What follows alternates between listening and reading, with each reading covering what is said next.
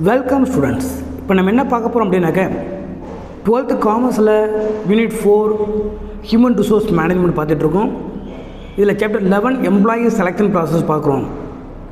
இதில் பார்த்தீங்கன்னா இப்போ ரெஃபரன்ஸ் செக்னு ஒன்று பார்க்க போகிறோம். இது பார்த்தீங்கன்னாக்கா நீங்கள் ஒரு கம்பெனிக்கு வந்து ஒர்க்குக்கு அப்ளிகேஷன் போடுறீங்கன்னாக்கா அந்த அப்ளிகேஷன்லேயே ரெஃபரன்ஸ் செக்னு ஒன்று இருக்கும். அது ரெஃபரன்ஸ் அப்படின்னு இருக்கும்.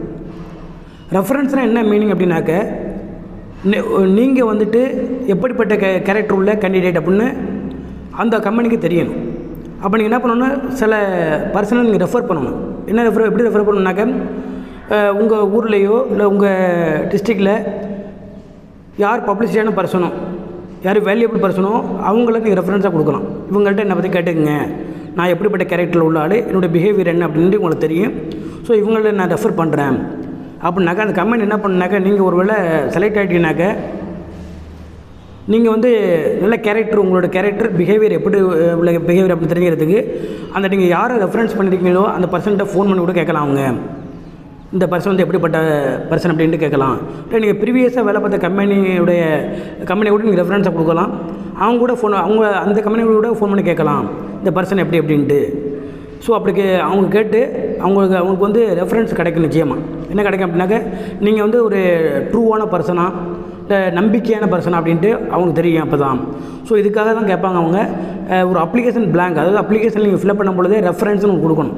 இல்லை நீங்களே ஒரு அப்ளிகேஷன் ப்ரிப்பேர் பண்ணால் கூட அதில் ரெஃபரன்ஸ்னு கொடுக்கணும். நீங்கள் ரெஃபரன்ஸ்னாங்க நீங்கள் சில பேரை வந்து ரெஃபர் பண்ணிக்கலான்னு சொல்லிட்டு நீங்கள் அவங்க நேம் கொடுக்கணும். உங்கள் ஊரில் வந்து ஒரு பாப்புலரான பர்சன், ஒரு இம்பார்ட்டன்ட் பர்சன், ஒரு விஐபி அவங்களெலாம் கொடுக்கலாம் நீங்கள்.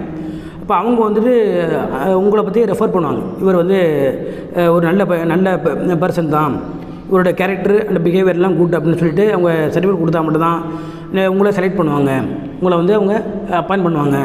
ஸோ இதுக்காக கொடுக்கக்கூடியது தான் ரெஃபரன்ஸ் செக் அப்படிங்கிறது. ஓகேவா? உங்கள் மேலே ஒரு நல்ல நம்பிக்கை உருவாக்குறதுக்காக அந்த ரெஃபரன்ஸ் யார் பேரை கொடுத்துருக்கீங்களோ அவங்க வந்து உங்களை பற்றி எக்ஸ்பிளைன் பண்ணுவாங்க, இவர் வந்து இப்படிப்பட்ட கேண்டிடேட் அப்படின்ட்டு. ஸோ அதை பொறுத்து தான் அவங்க என்ன பண்ணுவாங்க, உங்களுக்கு பிளேஸ்மெண்ட் கொடுப்பாங்க. ஸோ இதை பற்றி தான் பார்க்க போகிறோம். ரெஃபரன்ஸ் செக்னால் என்னென்னு பாருங்கள். Reference check is done to know reliability and trustworthiness of the candidate. ரிலையபிலிட்டினாக்க உங்களோட உண்மைத்தன்மைன்னு அர்த்தம். நீங்கள் எந்தளவு உண்மையான நபர், ட்ரஸ்ட்டு ஒர்த்தினஸ்னாக்க எந்தளவு நம்பிக்கையான நபர், நீங்கள் உங்களை நம்பலாமா. ஏன்னா இப்போ சில கம்பெனி ஃபினான்ஸ் கம்பெனிலாம் இருக்கலாம். ஸோ அதில் வந்து நிறைய மணி அதாவது கேஷ் ஹேண்டில் பண்ணுவாங்க. ஸோ அப்படி இருக்கும்போது நீங்கள் வந்து அதுக்கு வந்து ட்ரூவான பர்சனாக, உண்மையான பர்சனாக உங்களை நம்பிக்கை இதெல்லாம் செய்யலாமா அப்படின்ட்டு நம்ம கொடுக்குறது தான் ரெஃபரன்ஸ் செக் அப்படிங்கிறது.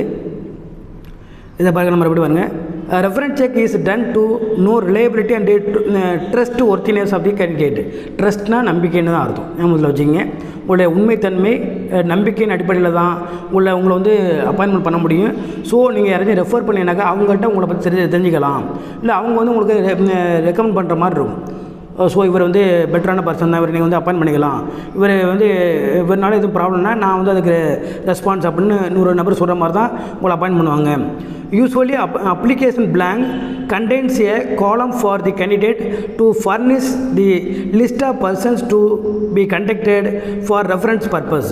நீங்கள் என்ன பண்ணாங்க, லிஸ்ட் ஆஃப் பர்சனாக ஒரு 2 or 3 பர்சன் நீங்கள் வந்து ரெஃபரன்ஸாக கொடுக்கலாம். இவங்கள்ட்ட நீங்கள் கான்டெக்ட் பண்ணி கேட்டுங்க, என்னை பற்றி கேட்டுங்க, என்னோடய கேரக்டர் பிஹேவியர் அவங்களுக்கு தெரியும், அவங்க எனக்கு வந்து ரெக்கமெண்ட் பண்ணுவாங்க அப்படின்னு சொல்லிட்டு கொடுக்கலாம் நீங்கள். ஸோ அவங்கள்ட்ட கான்டெக்ட் பண்ணி அவங்க கேட்டுவாங்க, யார் உங்களை வந்து எந்த கம்பெனியில் அப்பாயின்ட் பண்ண போகிறாங்களோ அந்த கம்பெனி வந்து கான்டெக்ட் பண்ணி அவங்கள்ட்ட கேட்டுக்குவோம். Employer organisation use to send either standardised form to referees or request them to write in detail about certain behavioral traits of candidate under selection, like and conduct, character, attitude, behavior, value system etc. of the candidate under selection process.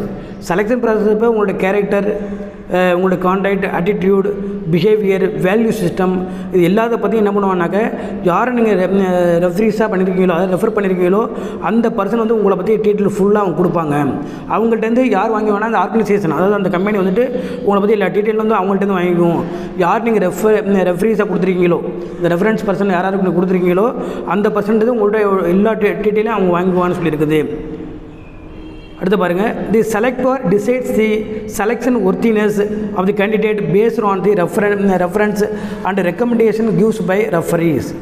அதாவது அந்த selector என்ன பண்ணுவாங்க அப்படின்னாக்க, எப்படி உங்களை select பண்ணுவாங்க அப்படின்னாக்க, என்ன ஒருத்த வச்சு செலக்ட் பண்ணுவாங்க அப்படின்னாக்க, நீங்கள் யாரை ரெஃபரன்ஸ் கொடுத்துருக்கீங்களோ அந்த ரெஃபரீஸ் வந்துட்டு உங்களை பற்றி என்ன ரெக்கமெண்டேஷன் பண்ணுறாங்க, இவ்வளோ வந்து அப்பாயின்ட் பண்ணலான்னு சொல்கிறாங்களா இல்லை அப்பாயின்ட் பண்ண வேணான்னு சொல்கிறாங்களா.